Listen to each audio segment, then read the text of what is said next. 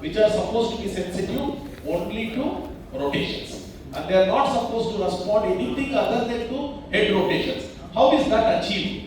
The semicircular canal, for all practical purposes, is actually a nearly complete circle. Okay?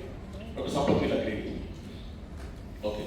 So, when you see a circle, and when you make a circle move in one direction, circular tube move in one direction, what will happen is, the inertial flow is in the opposite direction. If you are sitting in a bus and the bus goes forward, you go backwards. Like that, what happens in a tube, the molecules try to come backwards. But molecules on one side and molecules on the other side, they go like this. They rush in different directions. And then what will happen is, overexcited.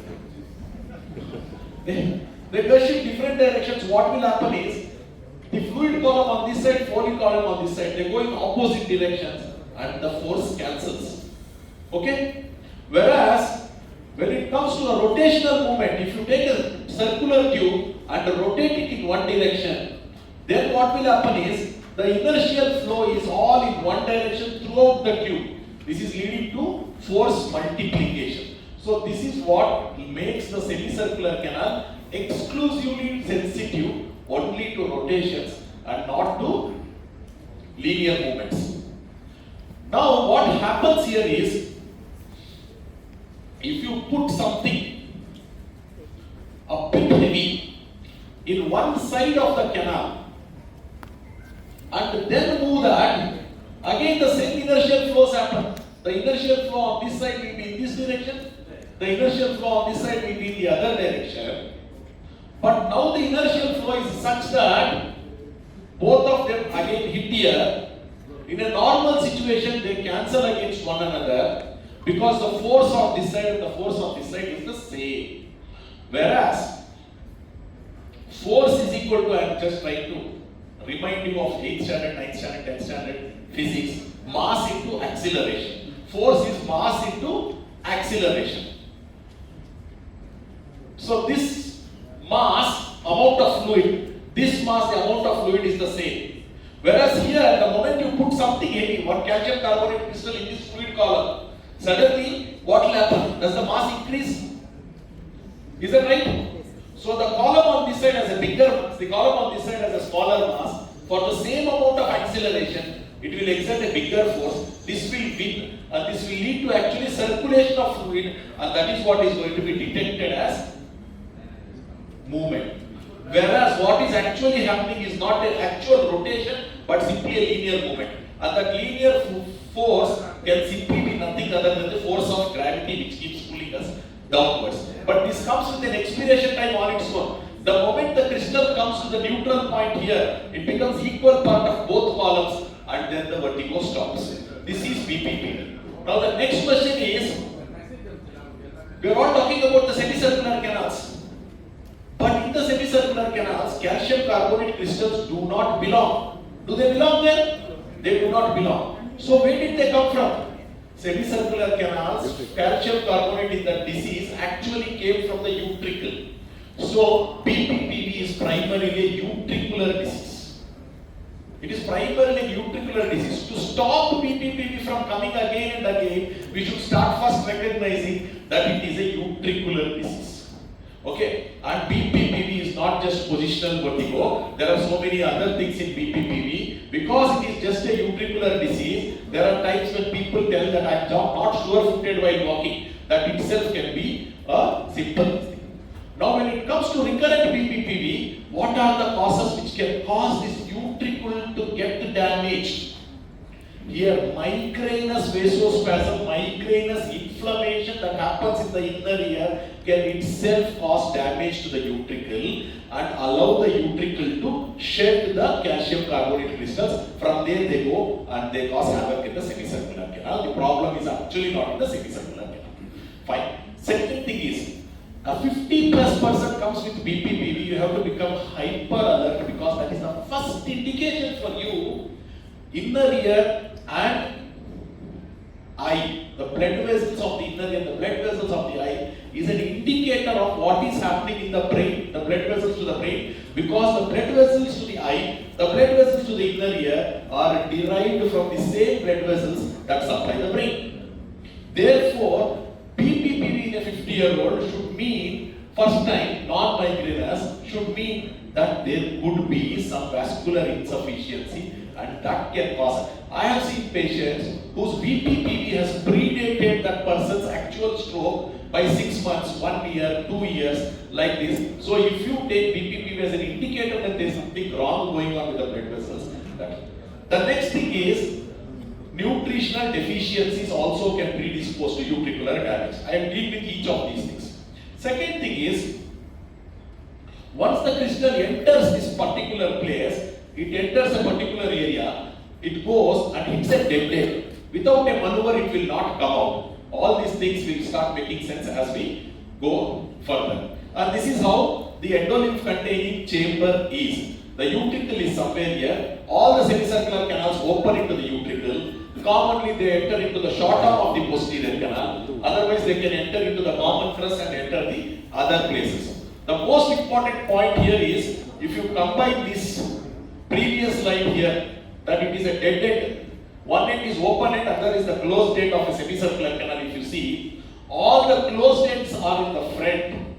The open ends are on the back side of the semicircular canal. The front is in the closed ends, and open ends are on the back side. Open ends mean the ends through which the debris can enter the semicircular canals. I will tell you why this makes sense in a short while. Okay. Now, when you look at the utricle, the key thing here is, we only know about calcium carbonate. Calcium carbonates literally grow in these cavities. And the matrix here is all protein. The matrix is protein. The basket-like matrix is protein. Calcium carbonate crystals grow within them. So, two implications. If this protein is deficient, it will not hold the calcium carbonate correct. Okay? Second, so amino acid supplement. 1 tablet of astatine forte has been having magical relief in a population like India where majority of us are vegetarian. We don't have non-vegetarians for all practical purposes. We have only Sunday non-vegetarian, weekly twice non-vegetarian. We don't have the actual non-vegetarians. We are all vegetarians for all practical purposes. Okay, so we need this. And amino acid supplement. How amino acid supplementation works in these people is, it is not just that they have a lack of all proteins. One building block in that entire protein is missing, the entire protein does not get laid. So if you do this amino acid supplementation, it will ensure that the missing building block is made available, and it comes, and we are seeing clinically benefit of preventing recurrences in BPPV by amino acid supplementation. The next one is vitamin D. I told that the size of the crystal is important. It grows inside that. It has to be big so that it doesn't escape. The crystal is small, it keeps escaping. So if a good enough size crystal has to be formed, therefore again you need a good calcium metabolism. Again here vitamin D deficiency plays a role. In addition to that, in the beginning only I told migrainous vasospasm and migrainous inflammation. These things can cause utricular damage. So if you have to prevent recurrent BPPV, you have to aggressively manage the person's migraine. And how to aggressively manage the person's migraine, that was the topic of my previous discussion. Okay, that we covered. Okay, so there are so many therapeutic options that you can do for migraine. But the key point here is address the person's migraine.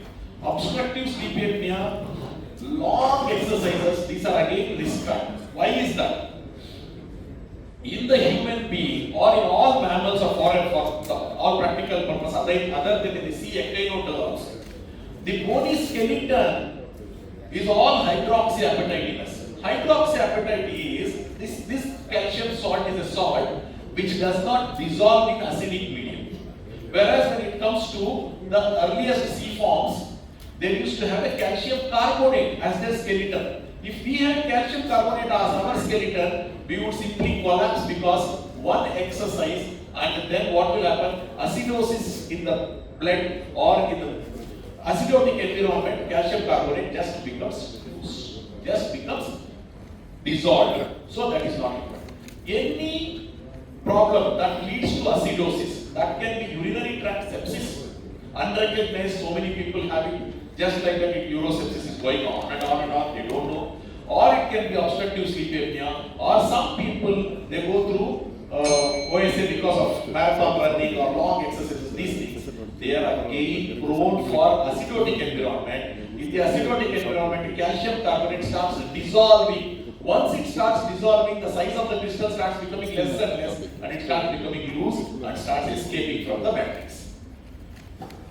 Some kinds of yoga, especially we see a lot of patients who come, who do yoga, they think yoga is good. All of us agree that yoga is good. But overdoing of anything, including yoga, is not good. People put the head down, and that head down position has been one of the commonest reasons why I see a condition type of BPPV called anterior canal BPPV. The head down position. Okay. There was one particular patient, super VIP, did Surya Namaskaram some 100 times or whatever it is or something, and then I took 3 months to relieve her. Then antiplatelet agents, again as I said, in the people past 50, BPPV should be considered as an earliest manifestation of atherosclerotic vascular disease, and you start screening them for all the conditions that could be predisposing to them, and then start the prophylaxis that is required. So then, if all of these things also does not help, still the crystals are becoming loose, crystals are still entering the canals. You all know one thing. The openings are on the back side, the closed ends are on the front side. So and then when they go there also, can we naturally bring them out during the night sleep? During the night sleep it is entering. During the night sleep itself, whatever has entered, can it come back? So teaching people certain sleeping habits. Most people have a certain kind of sleeping habit, like won't be always on the right side. Husband sleeps on the left, so she always sleeps facing the right side.